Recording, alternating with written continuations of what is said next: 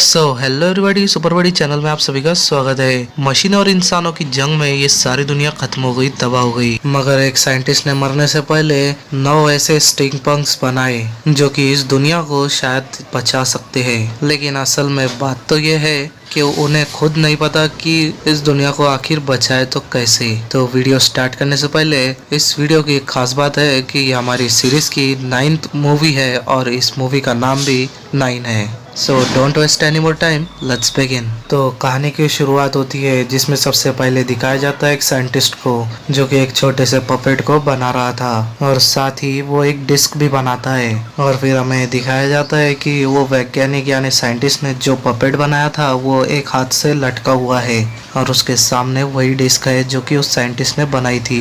वो रस्सी से बंधा हुआ था और वो अगले ही पल वो रस्सी टूट जाती है और फिर वो पपेट नीचे गिर जाता है डिस्क के साथ। और उस पपेट के पीछे नंबर लिखा हुआ होता है जिसका नंबर होता है 9। तभी 9 उठ जाता है और फिर उसके सामने पड़ी हुई वो डिस्क उठाता है, लेकिन उसे उसके बारे में कुछ भी समझ में नहीं आता कि आखिर ये क्या है। और फिर जब वो फर्श पे देखता है तभी वो देखता है कि वहाँ पर एक वही साइंटिस्ट पड़ा होता है यानी मरा हुआ होता है जिसने उसे बनाया था। और 9 को इस बारे में कुछ भी नहीं पता। और जब वो दुनिया का नजारा बाहर से देखता है तो वो ये देखता है कि ये पूरी दुनिया खत्म हो चुकी है। इस दुनिया में ना ही कोई इंसान है, ना ही कोई जानवर या फिर कोई पक्षी, यहाँ तक कि कीड़े मकोड़े भी अब इस दुनिया में नहीं रहे। तभी उसे नीचे कोई दिखता है। वो उसे आवाज लगाने की कोशिश करता है लेकिन उसकी आवाज ही नहीं निकलती। तब वो नीचे जाकर देखता है, तब उसी की तरह पपेट उसे दिखाई देता है, उससे मिलता है। उसका नंबर 2 होता है। स्टार्ट में वो उससे डरता है लेकिन नंबर 2 उसे बोलता है कि तुम्हें मुझसे डरने की कोई जरूरत नहीं है, मैं तुम्हारा दोस्त हूँ। और फिर नंबर 2 नंबर 9 के पास वो डिस्क देखता है जो कि साइंटिस्ट ने बनाई थी, जो कि ऊपर लैब से वो लेकर आया है। तभी नंबर 2 बोलता है कि आखिर तुमने इसे ढूंढ ही लिया, हमारा एक साथी इसका डिजाइन, इसके चित्र बनाया करता था। मगर 9 को 2 से बात ही करते नहीं आ रही थी क्योंकि उसके पास उसकी आवाज ही नहीं थी। जब नंबर 2 को इसका एहसास होता है तब वो नंबर 9 के अंदर एक डिवाइस फिट करता है जिससे उसकी आवाज आ जाती है। तभी वहाँ पर एक गैग पीस आती है जो कि एक मशीन है। तभी नंबर 2 नंबर 9 को बोलता है कि तुम्हें छुपना होगा। तभी वो छुप जाता है और फिर गैग पेस नंबर 9 पर हमला कर रही होती है, इसीलिए नंबर 2 को नंबर 9 के बचाने के लिए इससे सामने आना पड़ता है। और फिर वो नंबर 2 को पकड़ लेती है और साथ ही अब उसके पास ही वो डिस्क भी है। तभी वो कैट नंबर 2 और डिस्क को अपने साथ ले जाती है। उसका कंधा यानी नंबर 9 का कंधा इंजर्ड होता है, इसीलिए वो वहाँ पर बेहोश हो जाता है। और फिर जब उसे होश आता है तब उसे दिखाई देता है कि उसी की तरह एक और पपेट जो कि उसके साथ खड़ा था और उसका नंबर 5 था और वो एक इंजीनियर है जो कि अपने जैसों को ठीक करता है। तभी वहाँ पर एक और पपेट आता है और इसका नंबर 1 होता है। और यहाँ पर जितने भी पपेट्स है ये उन सभी का लीडर है। और वो नंबर 5 को डांटता है क्योंकि वो नंबर 9 को लेने के लिए बाहर गया था और यहाँ से बाहर जाना किसी को भी अलाउड नहीं है। ये बाहर बैठे हुए दरिंदों से अपने आप को और अपने सभी साथियों को बचा के रखता है। तभी नंबर 9 लीडर से बोलता है कि नंबर 2 अभी भी जिंदा है और हमें उसे बचाने के लिए जाना चाहिए। तभी लीडर उसे एक जगह पर ले जाता है। तब वो कहता है कि जब हम इस दुनिया में आए थे तब इंसान और मशीनों के बीच में जंग चल रही थी और उस जंग से अपने आप को बचाने के लिए हमने उस चर्च का सहारा लिया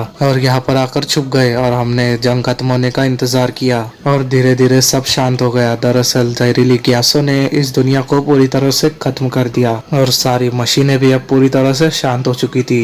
बस बाहर की दुनिया में एक ही मशीन है, वो है कैट बीस्ट, जिसने 2 को लेकर चली गई और इसीलिए हम बाहर नहीं जाते और यहाँ पर छुप कर रहते हैं ताकि वक्त के साथ वो कैट बीस्ट भी खामोश हो जाए। और हम पहले भी बहुत लोग खो चुके हैं, अब और लोग नहीं खोना चाहते। दीवार में कुछ नंबर लिखे थे जिसमें 3, 4 और 7 नंबर पर क्रॉस लगा हुआ था, यानी वो इन नंबर्स के अपने पपेट्स को खो चुके थे। और फिर उसके बाद नंबर 2 पर भी क्रॉस लगा दिया जाता है क्योंकि उनके मुताबिक अब नंबर 2 भी मारा जा चुका है। लेकिन नंबर 9 नंबर 2 को वापस लाना चाहता है, इसीलिए वो नंबर 5 को कहता है कि हमें उसे बचाने के लिए जाना चाहिए और नंबर 5 उसके साथ जाने के लिए तैयार हो जाता है। और फिर ये दोनों उस गुफा के बाहर पहुंच जाते हैं जहाँ पर बीस्ट ने नंबर 2 को लेकर गया था। वो दोनों भी वहाँ पर गुफा में अंदर चले जाते हैं, एंटर कर देते हैं और फिर उसके बाद वो देखते हैं कि नंबर 2 को एक पिंजरे के अंदर कैद कर दिया था।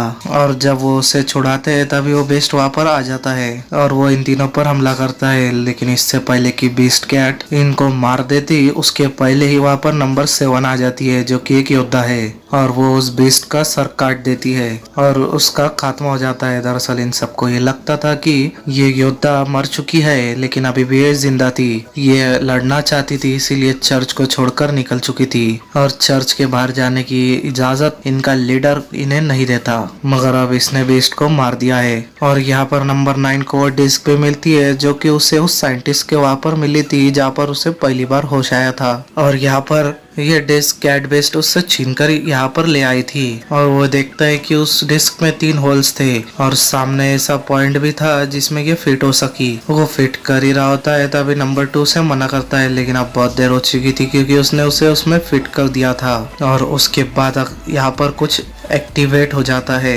ये एक मशीन थी जो कि नंबर 2 को उठा लेती है, उसके अंदर जो सोल थी वो उसके अंदर खींच लेती है। ये सब देखने के बाद नंबर 9 और वो योद्धा नंबर 7 और नंबर 5 ये तीनों के तीनों वहां से भागना शुरू कर देते हैं। वो मशीन इन्हें मारने की कोशिश करती है लेकिन ये तीनों भागने में कामयाब हो जाते हैं और ये बाहर निकल कर देखते हैं तब वहाँ पर एक बहुत बड़ी चिमनी थी, उसमें से आग निकलना शुरू हो जाती है। तब वो ये समझ जाते हैं कि अंदर जो मशीन एक्टिवेट हुई है वो यहाँ पर कुछ बना रही है। तब अंदर मशीन को दिखाया जाता है वो अपनी तरह एक छोटी सी मशीन को क्रिएट करती है जो कि उड़ भी सकती है और वो इसलिए बनाई गई थी क्योंकि इन तीनों भागे हुए पपेट्स को वो मार सके। और फिर इन्हें दिखाया जाता है ये भागकर एक लाइब्रेरी में जाते हैं जहाँ पर इन्हें अपने खोए हुए साथी मिलते हैं। ये दोनों भी ट्विंस थे यानी कि जुड़वा थे और ये दोनों खोए हुए साथियों का नंबर होता है 3 और 4। और फिर ये ट्विंस इन तीनों को ऊपर ले जाते हैं जहाँ पर इन्हें एक वीडियो दिखाते हैं जिसमें बताया था कि इंसानों ने इन मशीनों को बनाया था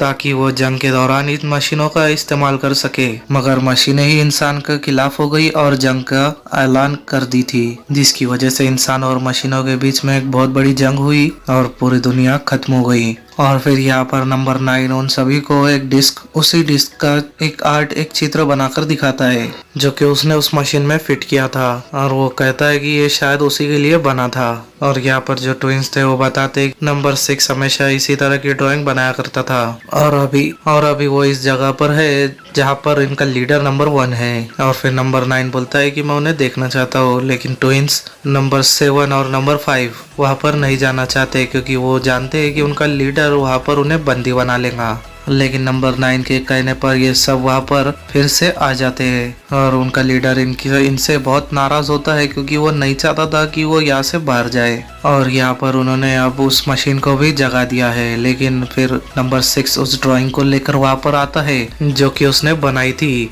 और ये ड्राइंग उसी डिस्क की थी जिससे वो मशीन जाग गई और एक्टिवेट हो गई। यहाँ पर इससे पहले वो कुछ जान पाते उससे पहले ही वो उड़ने वाला बीस्ट जो कि उस मशीन ने क्रिएट किया था वो यहाँ पर पहुंच जाता है और ये उस बीस्ट को मार देते हैं सब मिलकर। लेकिन उनकी जगह यानी वो चर्च पूरी तरह से तबाह हो चुका था, इसीलिए उन्हें ये जगह छोड़कर अब जाना पड़ता है। और फिर ये उस लाइब्रेरी में जाते हैं जहाँ पर वो ट्विंस इतने वक्त से छुपे हुए थे और फिर वो नंबर 6 के स्केच को देखते हैं। तब नंबर 6 उन्हें बताता है कि तुम्हें जाना होगा फिर से वहीं पर। इसके पहले वो और कुछ बोल पाता है यहाँ पर उनका लीडर नंबर 1 आ जाता है। वो इनसे कहता है कि ये सभी बेकार की बातें है। वो नंबर 9 को बोलता है कि तुम नंबर 2 की तरह बातें करते हो, तुम उसी की तरह सवाल पूछते रहते हो। और नंबर 9 इसकी वजह से ये समझ जाता है कि नंबर 1 यानी उनके लीडर ने जानबूझकर नंबर 2 को स्टार्टिंग में बाहर भेजा था।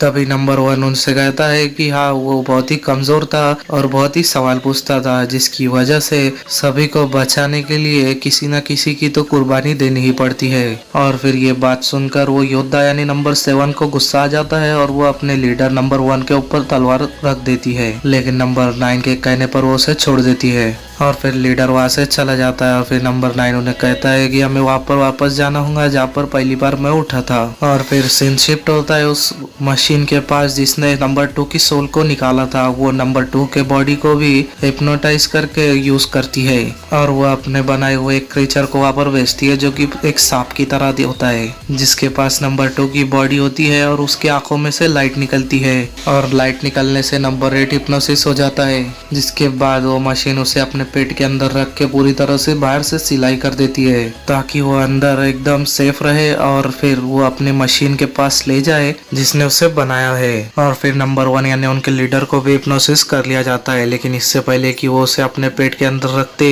वहाँ पर बाकी सभी लोग आ जाते हैं और अपने लीडर को छुड़ा लेते हैं और वो क्रिएचर अपने साथ नंबर 8 और युद्धा को ले जाने में कामयाब हो जाता है। और ये सभी वहाँ पर पहुंच जाते हैं जहाँ पर ये मशीन एक्टिवेट हुई थी, जहाँ पर वो नंबर 7 और 8 यानी योद्धा को और 8 नंबर को ले जाया गया था। और यहाँ पर सभी ऑयल से भरे हुए ड्रम के बड़े से ड्रम के पीछे छुपे हुए थे। दरअसल बात यह है कि ये इस ऑयल से भरे ड्रम को इस जगह पर विस्फोट करना चाहते थे, लेकिन नंबर 9 कहता है कि मैं नंबर 7 और 8 को अंदर जाकर बचाऊंगा और अगर मैं वापस नहीं आया तो इस जगह को पूरी तरह से तबाह कर देना। और फिर वो उन्हें बचाने के लिए अंदर चला जाता है और फिर वो देखता है कि अंदर वो मशीन नंबर 8 की सोल को अपने अंदर खींच लेती है। और अब बारी आती है नंबर 7 की, लेकिन इससे पहले कि नंबर 7 की सोलो निकालते वहाँ पर नंबर 9 पहुंच जाता है और फिर वो उस क्रिएचर को मशीन के बीच में पीस कर तबाह कर देता है।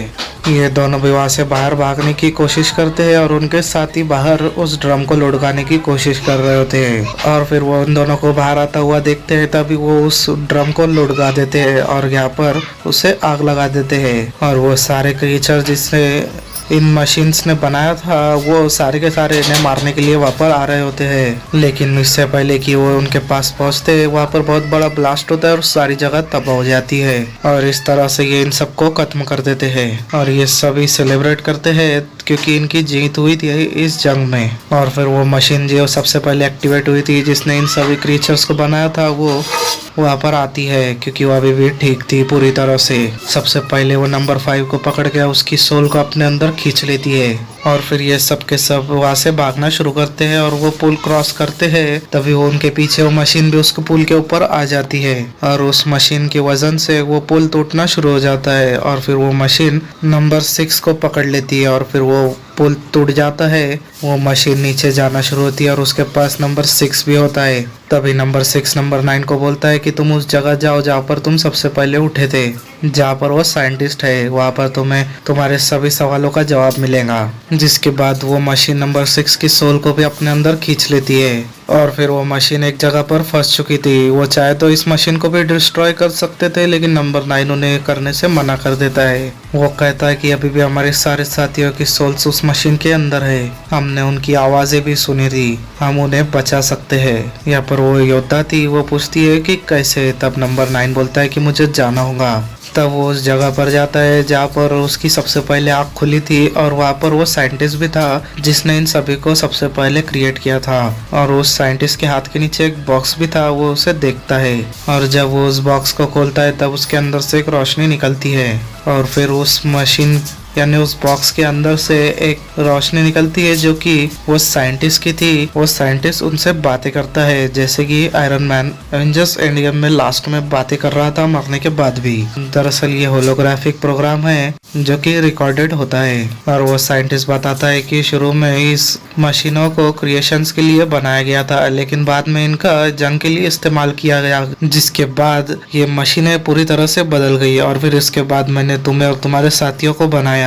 तुम पूरे 9 हो और तुम सबके अंदर मेरी आत्मा है, तुम सब मेरे ही एक अंश हो। और दरअसल बात यह है कि इस साइंटिस्ट ने इन सभी 9 के अंदर अपने ही सोल्स को डाला होता है और फिर वो नंबर 9 को डिस्क दिखाता है जिसकी वजह से उसने उस सोल्स को यानी अपनी सोल्स को नंबर 1 to 9 पूरे पपेट्स के अंदर डाला होता है। उसके ऊपर 3 निशान थे और साइंटिस्ट तीनों पर एक एक करके उंगली लगाता है और कहता है कि याद रखना तुम और ये मिलकर इस दुनिया को बचा सकते हैं। और अब नंबर 9 जिन सवालों के जवाब ढूंढने के लिए यहाँ पर आया था, अब उसे उन सवालों के जवाब मिल चुके थे। और फिर इसके बाद हमें फ्लैशबैक में दिखाया जाता है कि किस तरह उस साइंटिस्ट ने नंबर 9 के पपेट में अपनी सोल्स को डाला था।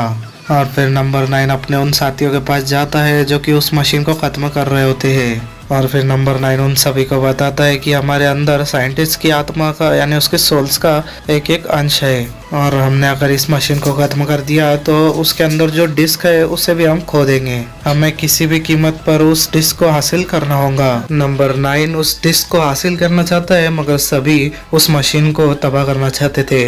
इसी वजह से नंबर 9 उस मशीन के पास जाता है और इसके पहले कि वो सोल नंबर 9 की खींचती उसे हटाकर नंबर 1 यानी उनका लीडर उस मशीन के सामने आ जाता है और नंबर 1 यानी लीडर की आत्मा को यानी उसके सोल को मशीन खींचना शुरू कर देती है। और नंबर 9 इस मौके का फायदा उठाकर उस मशीन के पास पहुंच जाता है और फिर उसके अंदर से वो टेलिस्मैन यानी उस डिस्क को निकाल लेता है। वो डिस्क निकलने के बाद वो मशीन लड़खड़ाना शुरू हो जाती है। तभी नंबर 9 जो कि उस पे अल्फाबेट होते हैं डिस्क पर, वो उन्हें उसी सीरीज में दबाता है जिस सीरीज में उसे उस साइंटिस्ट ने बताया था।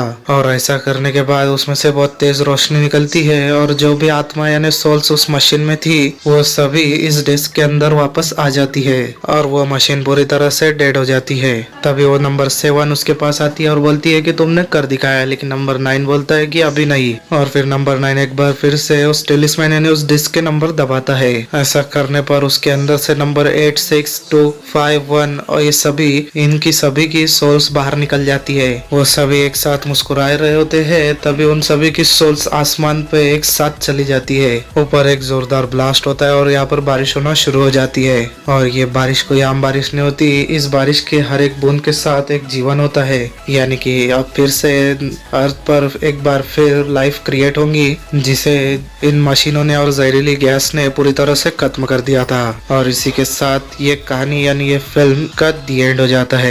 दरअसल बात ये थी कि वो जो साइंटिस्ट था उसे वहाँ पर 1930 में ही इन रोबोट्स को बनाने के लिए कहा गया था। इससे पहले कि वो तो पूरी तरह से कंप्लीट करता, चांसलर यानी जिसने उसे बनाने के लिए ये कहा था मशीनों को, वो इन मशीनों का कंट्रोल अपने हाथ में ले लेता है। दरअसल बात ये थी कि साइंटिस्ट ने इसे यानी इन मशीनों को क्रिएशंस के लिए बनाया था, लेकिन चांसलर इन्हें जंग के लिए इस्तेमाल करना चाहता था और साइंटिस्ट ने इन्हें पूरी तरह से कंप्लीट नहीं किया था। इसीलिए मशीन्स खुद ये सोचती है कि हम इंसानों को पूरी तरह से खत्म कर देंगे। अपने आप ही उनके अंदर ये थिंकिंग आ जाती है क्योंकि वो पूरी तरह से कंप्लीट नहीं थी। इसीलिए वो दूसरी मशीनों को भी प्रोग्रामिंग अपने अकॉर्डिंग कर लेती है, जिसकी वजह से अर्थ पर बहुत बड़ी जंग हो जाती है। और वो ऐसे हथियारों का यूज करते हैं जिससे धरती पर यानी अर्थ पर सभी जीवन का तबाह नष्ट हो जाता, सभी जीवन तबाह हो जाता। लेकिन इससे पहले कि साइंटिस्ट मर जाता, उसने 9 स्टिंग पंक्स बना लिए थे जिन्हें इस फिल्म में पपेट्स भी कहा गया था। तो अब वो इन्हें पुरानी साइंस के थ्रू, जिसके एल्केमी भी कहा जाता है, जिससे वो अपने आत्मा का एक अंश उन पपेट्स में डालता है जिससे धरती पर यानी अर्थ पर लाइफ का क्रिएशन बना रहे और लाइफ बची रहे। और उसके अंदर बायोलॉजिकल कुछ चीजें भी डाली होती है जिसकी वजह से धरती पर फिर से लाइफ क्रिएट हो जाए। तो ये थी पूरी स्टोरी नंबर 9 फिल्म की। तो अगर आपको ये वीडियो पसंद आया तो लाइक, शेयर और कमेंट करना बिल्कुल भी ना भूले। मेरे चैनल को अगर सब्सक्राइब लगे दबाए बेल आइकन को भी, ताकि इससे रिलेटेड कोई भी डिटेल आप मिस न कर सके। नेक्स्ट वीडियो मिलते जल्दी। Till then bye.